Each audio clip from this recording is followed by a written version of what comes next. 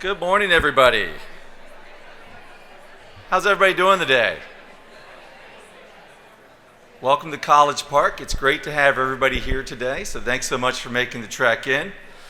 We're a couple minutes late this morning just because we're making sure we've got a guest coming online, and so we're just trying to make sure we have the right timing on this. But we'll be firmly kicking off here at 10 o'clock, but just some housekeeping here. So first off, who am I? I'm Devin Jopp. I'm CEO of the American College Health Association. So thanks so much for being here. We're pleased to welcome our guests both in person and online today for the summit. Keep in mind we have about 150 of you here. We have about another 300 institutions online today. So please do, as you're walking around and milling around the cameras, make sure you don't get a hot mic moment. But please be cognizant of those folks that are online with us. So first off, if you're around the cameras, please keep your conversations to a minimum. Additionally, we would like to remind our panelists and audience that we are recording this. So not only is it being live streamed, it is being recorded, which means afterwards we'll put it up online, and for whoever we want to share it on your campus, feel free to share it out to anyone that could benefit from it. Second, we'll be building in several breaks throughout the day. We'll continue the live stream portion of the event. So for all of our folks that are online, please feel free to leave your live streams on, or you can go ahead and turn it off and join us via the same link. Regarding questions today, so you notice there's no microphones in the room. So what we're trying to do is actually give both the online and in-person audience the same opportunities to engage.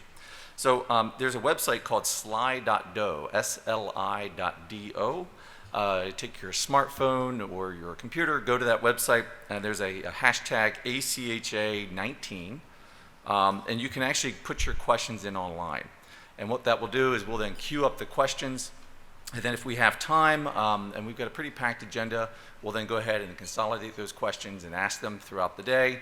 If we run out of time and you just didn't get that burning question answered, we will go ahead and actually answer them, ask the speakers to reply, and we'll post them up online on the website later on, so that way we can make sure everybody's questions get answered.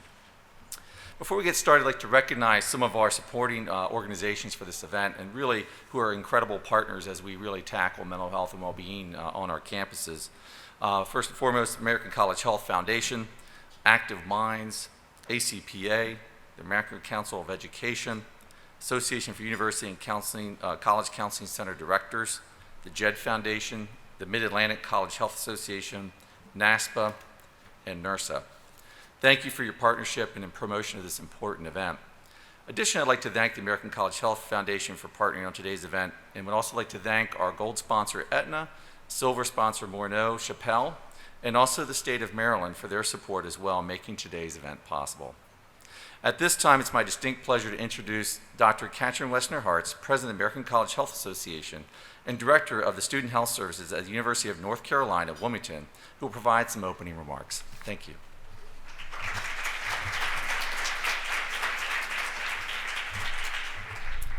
Good morning, and welcome to our 2019 Leadership and Innovation Summit on building a culture of campus well-being. It's such a pleasure to see both everyone who's here in person, but also to know that so many people are watching us online. So it's really a wonderful community.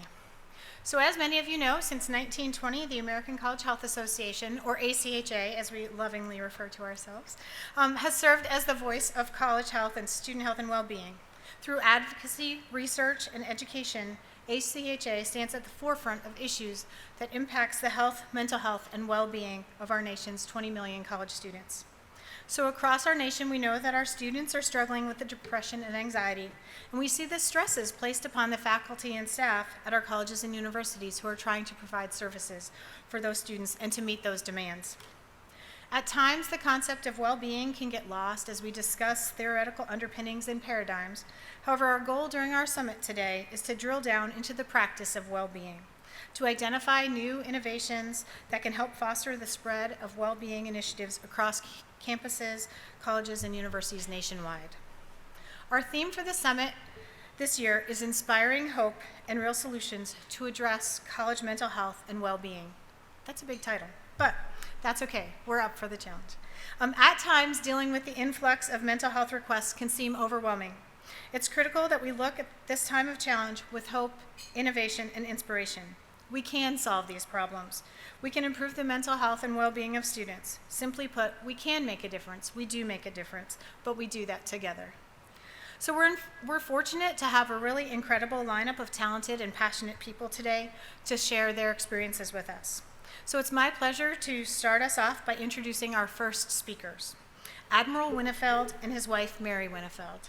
Admiral Winnefeld will be joining us online today, and his wife, Mary, is with us here in person.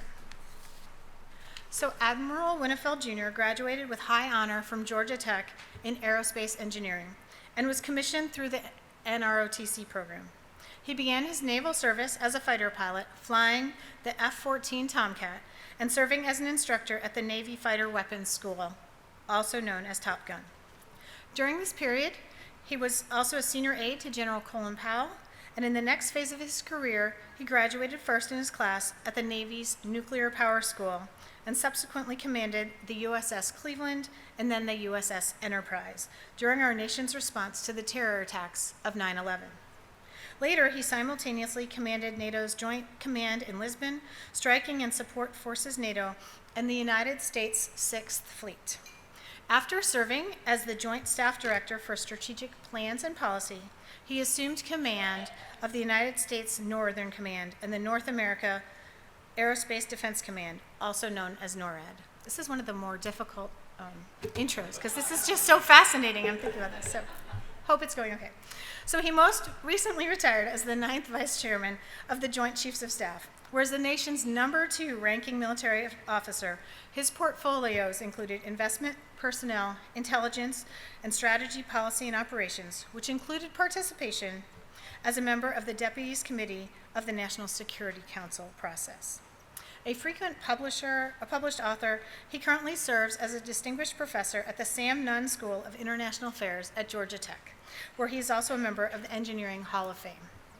So Mary Winnefeld, who's with us today here in person, is the co-founder and co-chair of the SAFE Project, Stop the Addiction Fatality Epidemic, a national nonprofit working through a disciplined, collaborative, multi-pronged, and nonpartisan approach to end the nation's catastrophic opioid epidemic.